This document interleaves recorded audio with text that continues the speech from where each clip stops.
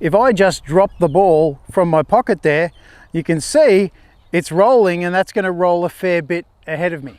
So that's pretty steep.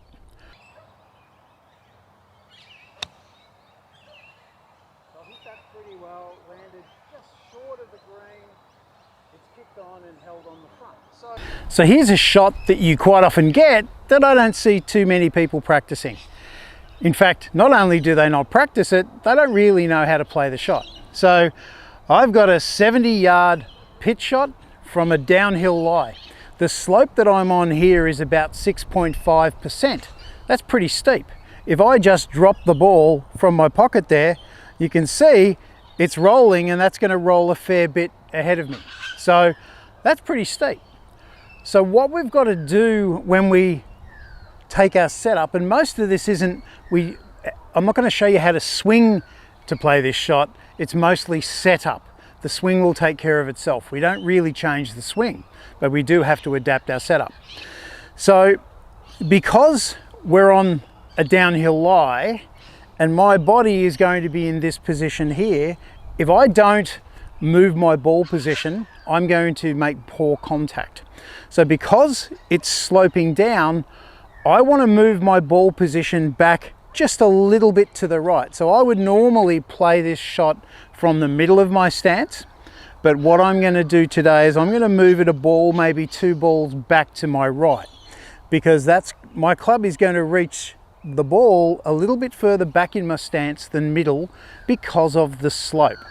I'm also going to move my chest just a little bit forward, so my left knee is going to brace a little bit. So it'll bend a little bit, but it'll feel a bit weird the first time you do it, but that just helps me get my center of gravity in the right position.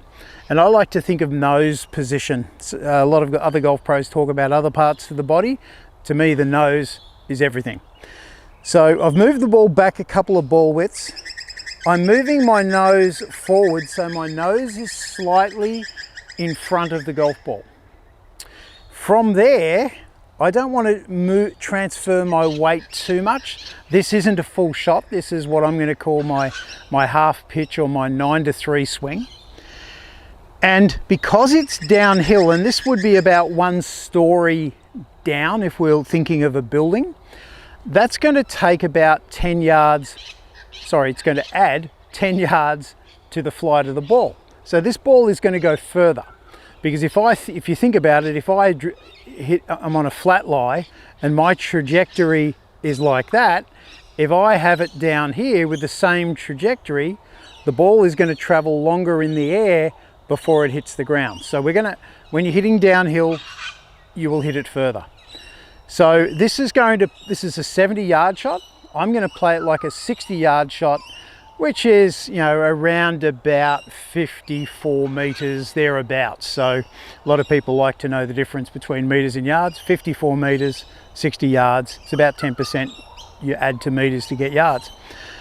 So once I've done that, I've moved the ball back. I've moved my nose slightly forward.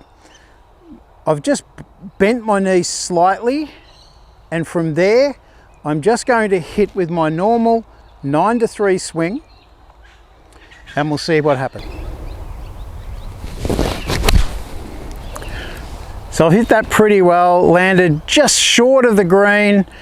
It's kicked on and held on the front. So that's not a bad effort. From here, that's probably about 5 paces from the hole, 15 feet. Not bad.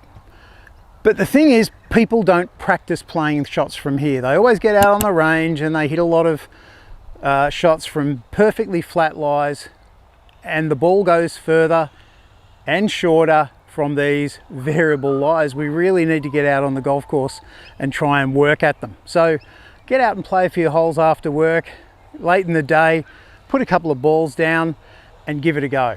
So it's not a swing change, it's a setup change. But if we can get that setup in the right position, this shot becomes so much easier. If you want to improve your pitching, I'm going to put a link to another video just up here that I know is going to help improve your pitching.